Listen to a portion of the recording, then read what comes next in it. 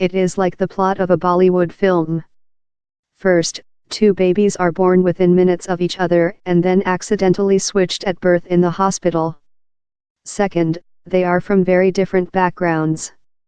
One set of parents is tribal Hindu, the other Muslim. The twist? After a long battle with the authorities, the DNA tests finally come through 2 years and 9 months later, and the toddlers refuse to leave the parents who have raised them. On Wednesday the couples head to court to confirm that they will bring up each other's children. The story is from the northeastern Indian state of Assam. Shahabuddin Ahmed says he took his wife, Salma Parban, to the Mangalday Civil Hospital at 6 o'clock on March 11, 2015 and that she gave birth to a boy an hour later. As it was a normal delivery, she was discharged the next day. A week later, my wife told me, "This baby is not ours." I said, "What are you saying? You shouldn't talk like this about an innocent child." But my wife said there was a Bodo tribal lady in the labor room and I think our babies have been switched. I didn't believe her, but she kept insisting. Salma Parban says she suspected from the beginning that Jonah it was not her real baby. When I saw his face, I had doubts. I remembered the face of the other woman in the labor room and he resembled her. I could make out from his eyes. "He's got small eyes, no one in my family has eyes like that," she told me. When Mr. Ahmed told the hospital superintendent about his wife's suspicion, she told him that his wife was mentally ill and needed psychiatric help. Mr. Ahmed then filed a right to information petition, seeking details of all the babies born around 7 o'clock that day in the hospital. A month later, he received the details of 7 women. After looking at the records, he decided to check out a tribal lady as there were too many similarities in their circumstances. Both had given birth to male babies, each weighed 3 kilograms, and the births were just 5 minutes apart. I went to their village twice, but I could not muster the courage to visit their home, Mr. Ahmed said. So I wrote them a letter. I said my wife believed that our babies were swapped and asked them if they also suspected it.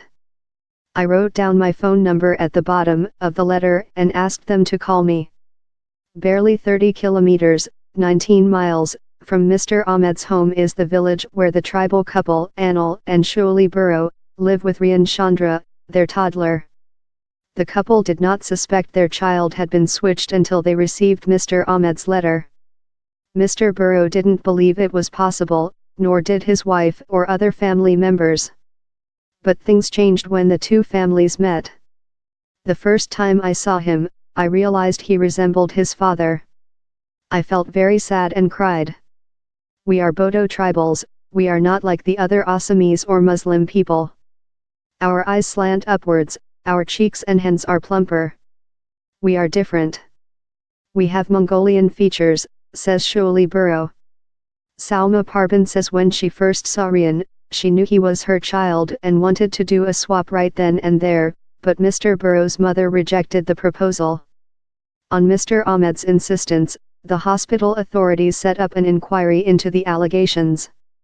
But after consulting the nurse who was on duty in the labor room on the day of the birth, they denied any wrongdoing.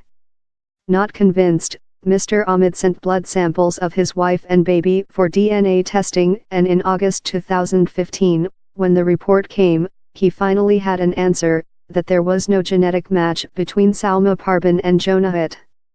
After the hospital authorities told him that the report was not acceptable in law, he lodged a police complaint in December of that year.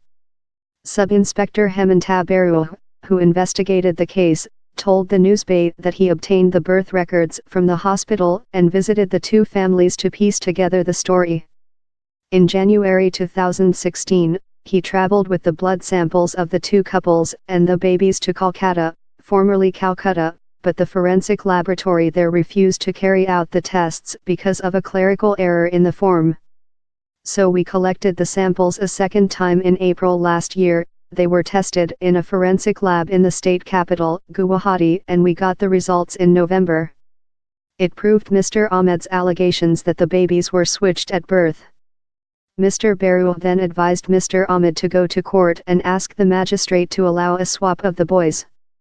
But on January 4, when the families arrived at court to carry out the exchange, the toddlers refused to leave the parents they had grown up with.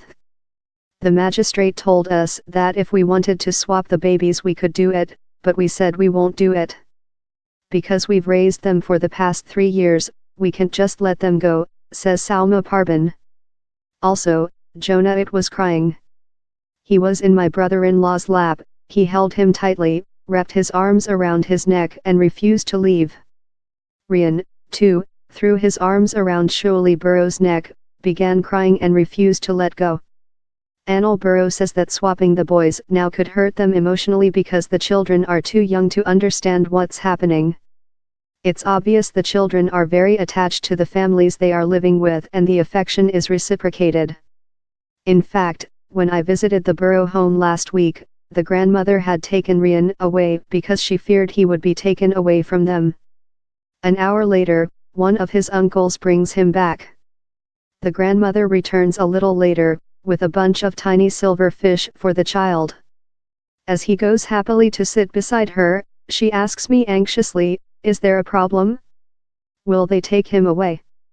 The uncle too pitches in, "Look at his face, he's so lovable. How can we give him up?"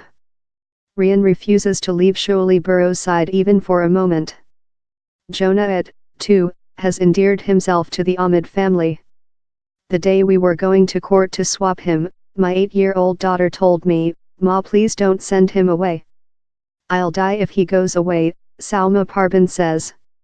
I ask him if their religious differences could become an issue someday. A child is a child.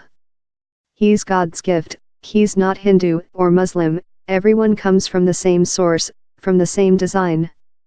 They become Hindus and Muslims here, he says. Mr. Ahmed says the toddlers will not be able to adjust if they are switched again now because the living styles, language, culture and food habits of the two families are very different. For the mothers, though, the internal debate is all too visible, there's obvious attachment to the child they've been raising. But the one they carried in the womb also has an emotional pull. When the children grow up, they say, they can decide for themselves where they want to live. For the moment, the families are trying to work out a roster, to meet regularly, to become friends, to somehow be a part of the life of their biological children.